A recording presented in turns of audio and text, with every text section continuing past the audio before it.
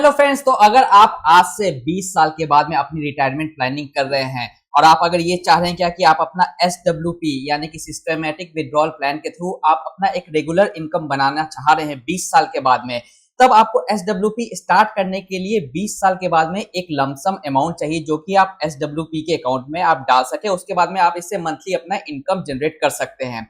तो SWP को start करने के लिए या तो आपको अपना कोई भी इन्वेस्टमेंट इसमें डायरेक्टली इन्वेस्ट करना पड़ेगा, या तो अभी जो आपका SIP चल रहा है इसी SIP को आप 20 साल तक चलाएं और इससे जो भी कॉर्पस जनरेट होगा इस कॉर्पस को आप जाकर के SWP में इन्वेस्ट कर दे 20 साल के बाद में।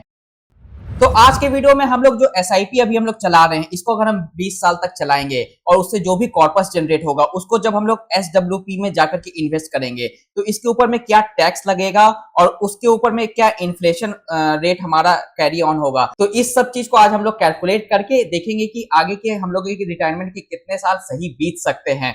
लेकिन ये जो भी कैलकुलेशन है इसके ऊपर में जाने से पहले कुछ बातें हैं जो मैं आपको पहले बता दूं।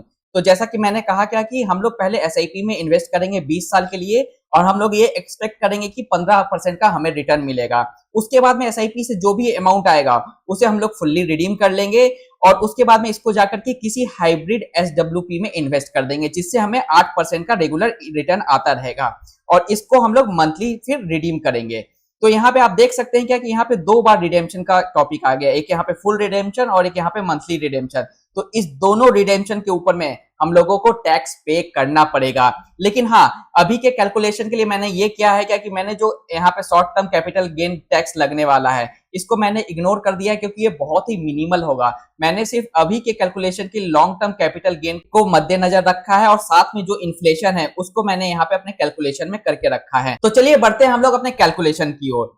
तो यहाँ पे सबसे पहले आप देख सकते हैं क्या कि जैसे कि हम लोग हमेशा कहते हैं क्या कि आप अपने सैलरी का 25% आपको इन्वेस्ट करना चाहिए, 20 to 25% इन्वेस्ट करना चाहिए। तो मान लेते हैं क्या कि आपके पास में 1 लाख रुपए की सैलरी है और आप 25,000 रुपए उसमें SIP में पर मंथ इन्वेस्ट कर रहे हैं और 15% रिटर्न के साथ आप 20 साल तक अपने इन्वेस्टमेंट को लेके जा रहे हैं। तो आपका जो टोटल इन्वेस्टमेंट होगा वो 60 लाख का हो जाएगा और इस 60 लाख पे जो रिटर्न आएगा वो आपको अप्रॉक्स 2.72 करोड़ का आएगा। तो टोटल मिलाकर के आपको 3.3 करोड़ रुपीस का कॉर्पस 20 साल के बाद में मिलता हुआ नजर आएगा अगर आप 25,000 रुपए की SIP मंथली अगले 20 साल के लिए चलाते हैं और एक्सपेक्ट करते हैं कि 15% का एवरेज रिटर्न आपको आता हुआ दिखेगा। लेकिन यहाँ पे अब एक कैच है। कैच क्या है कि वो है टैक्सेशन ऑन SIP विड्रॉल। तो जैसा कि हम लोग यहाँ पे देख रहे हैं क्या कि हमें जो टोटल रिटर्न आया है या तो कहें जो टोटल प्रॉफिट है वो हमारा 2.72 करोड़ का है।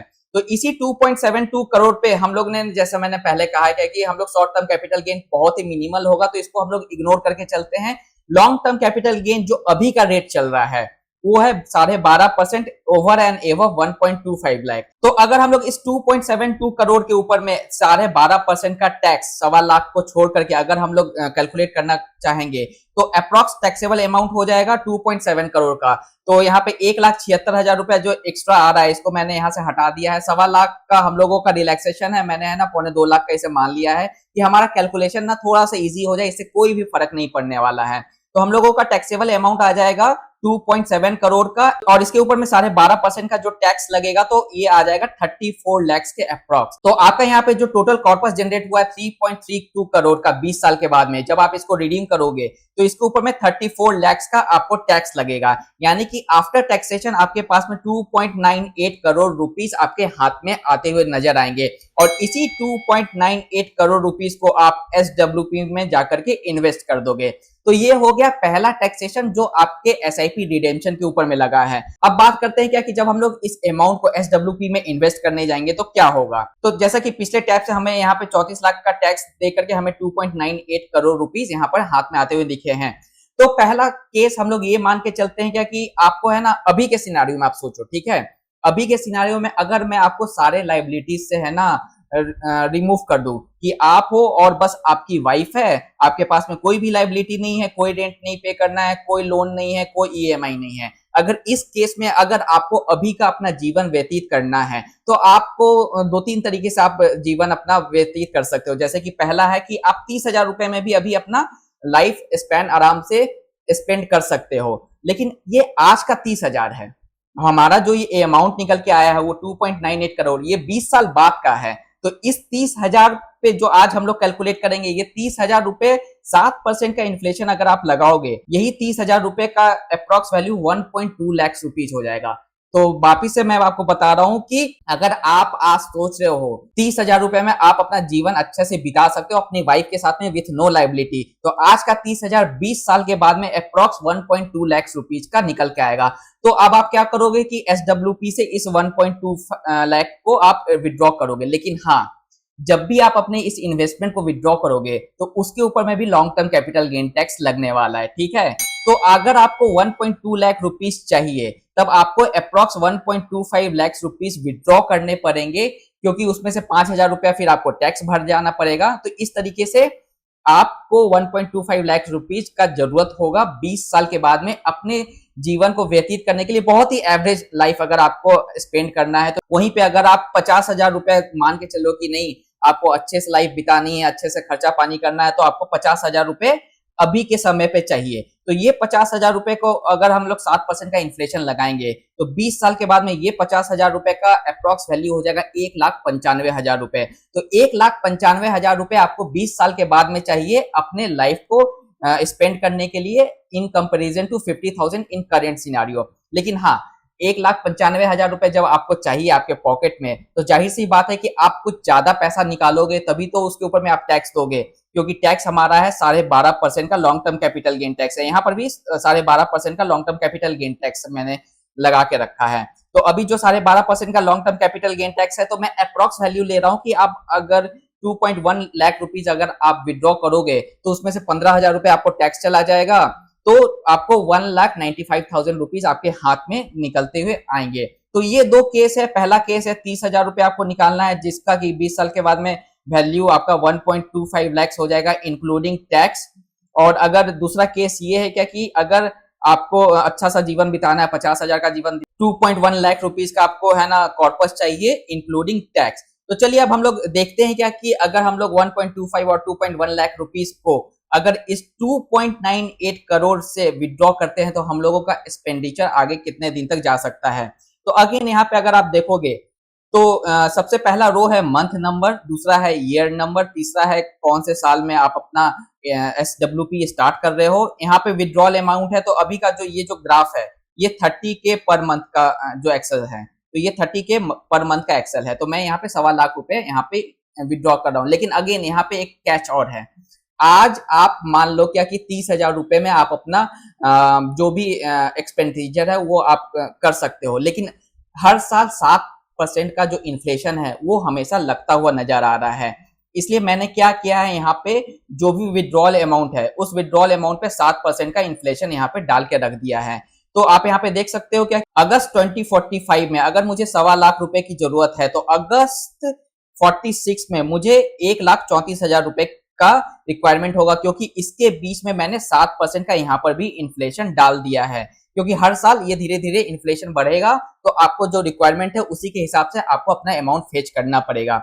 और उसके बाद में यहाँ पे आपका जो बिगिनिंग प्राइस है वो मैंने डाल दिया है 2.98 करोड़ का, और यहाँ पे आपको रिटर्न अर्न्ड दिखता हुआ नजर आएगा। अगेन यहाँ पे जो रिटर्न अर्न्ड है ये आपको जो दिख रहा है ये 8% का यहाँ पे मैंने लेकर के चला है, जैसा कि मैंने आपको पहले स्लाइड में यहाँ पे दिखाया था क्या कि जो भी हम लोग SWP करेंगे उसको हम लोग 8% के रिटर्न्स पे यहाँ से विड्रॉ करेंगे, और हमारा जो इन्वेस्टमेंट होगा वो 8% के रिटर्न्स पे ग्रो होगा। तो इसी रिटर्न्स को मैंने यहाँ पर कैलकुलेट करके यहाँ पे 8% का यहाँ पे रिटर्न डाल के रखा है।